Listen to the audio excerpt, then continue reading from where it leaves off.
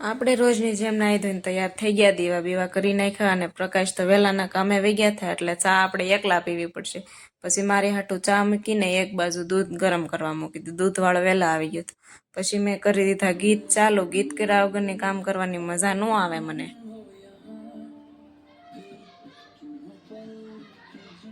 પછી આજ તો નવરી હતી એટલે મેં મંગાવી હતી મારી હાટું હાડી સોટાડવાની, કેમ કે નવરું તો બેહવું ગમે નહીં અને ઘરનું કામ કરવાની આળા બહુ ગળે. એવું કેમ હશે? પછી મશીનમાં કપડાં ધોવાઈ ગયા હતા. પછી આળા કરતાં કરતાં કપડાં કાઢ્યા મશીનમાંથી અને હુકવાઈ જવા પડશે એટલે હુકવવાની આળા સડે આપણને તો પાછી. પછી આળા કરતાં કરતાં કપડાં તો માણ હૂકવી દીધા. પછી યાદ આવ્યું કે પ્રકાશ બપોરે જમવા આવવાના છે, એની હાટું ખાવાનું તો બનાવવું પડશે ને, વહેલાના કામે ગયા છે તો.